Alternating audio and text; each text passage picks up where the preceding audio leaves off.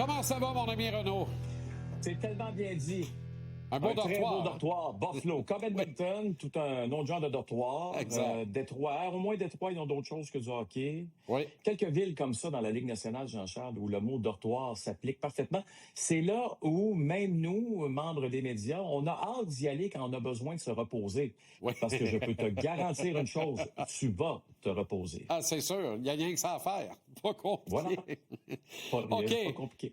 Cole Caulfield continue de travailler tous les détails de sa game. Je le disais, là, comme l'expression consacrée. Tu sais, ça nous rappelait Joël Bouchard. J'en parlais avec un collègue hier sur le plateau, je ne me rappelle plus lequel, mais Joël dirait, c'est un joueur de hockey, ce petit gars-là. Ben, Cole Caulfield, c'est un joueur de hockey, ce petit gars-là. Ah, il n'y a aucun doute. Puis ce matin, écoute, un des premiers sur la patinoire à travailler avec qui? Avec Adam Nicholas, sur qu'on travaille. On travaille sur les revers constamment, réception de rondelles, surtout les passes du revers. Quelque chose que Cole, j'imagine, n'aimait pas au cours des derniers matchs. Peut-être dans le dernier match de son côté. Peut-être une passe ou deux qu'il n'a pas apprécié, qu'il aurait dû mieux compléter. Fait penser à quelqu'un. Il y en a un qui fait exactement la même chose. La journée après un match, hier, les Canadiens n'ont pas pratiqué, évidemment, on venait de l'étranger. Mais c'est Sidney Crosby. Et lui aussi, Jean-Charles. Exactement. Lui aussi, quand il y a quelque chose dans le match précédent qu'il n'a pas aimé, la première chose qu'il fait, saute 20 minutes avant tout le monde sur la glace et fait des répétitions complètes d'un jeu ou d'une situation qu'il n'a pas appréciée. Et il passe 20 minutes là-dessus pour que la prochaine fois... est-ce que c'est la mémoire musculaire? En tout cas, pour que la prochaine fois, il ne répète pas, si tu veux, je veux pas utiliser la même erreur, mais qu'il rate un jeu qu'il aurait aimé compléter. Moi, quand j'ai vu ça ce matin, travailler avec Adam Nicholas, je peux te dire une chose d'une manière ou d'une autre. Quand tu travailles avec Adam Nicholas, je peux te garantir une chose, tu vas t'améliorer.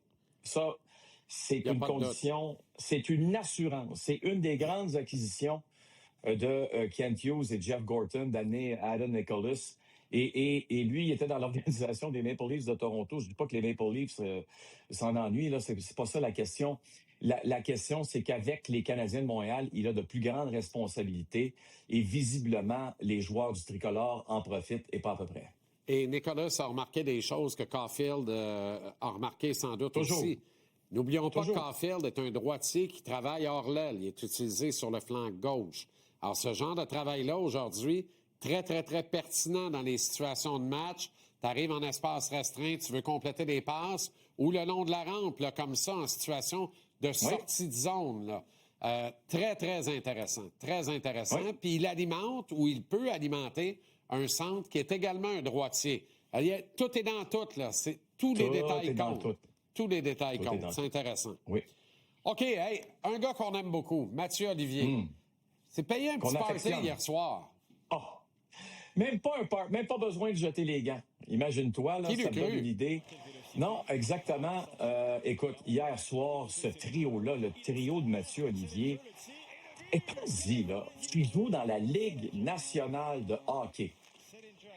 Tard du match, on le fait jouer cette année sur un troisième trio. OK? Bon, on s'entend que Mathieu, normalement, devrait jouer sur un quatrième, mais parce que c'est un gars qui est capable de faire des bonnes choses sur la glace, on l'utilise à plusieurs sauces et on l'utilise sur le troisième trio. Tu sors du match, Jean-Charles. Un but, 3 passes dans la Ligue nationale de hockey. Plus 4.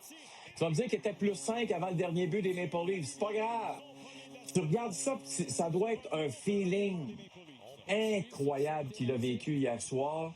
Salutations à lui. Je sais qu'il a choisi de demeurer avec les Blue Jackets de Columbus. On s'était échangé des textos. Il m'avait dit, c'est pas compliqué, Renaud. Ma famille et moi, on est bien installés là-bas. On aime ça parce qu'il sait très bien que moi, je rêvais personnellement de le voir dans un uniforme bleu, blanc et rouge, pas trop loin d'ici. T'es servi, il joue encore en bleu, blanc, rouge, Renaud, mais pas le bon. Oui, mais c'est pas le même bleu, c'est pas le même rouge. Exact. Mais à quelque part, c'est une sage décision qu'il a prise d'une manière ou d'une autre. Je pense que quand tu es installé dans un endroit qui t'a donné ta vraie chance dans la Ligue nationale de hockey, de t'épanouir, rendu à un certain moment, je pense que tu es redevable et c'est un leader dans cette organisation, Mathieu Olivier. Donc, tu vois, souvent, toi et moi, on montre ses combats à cette chronique.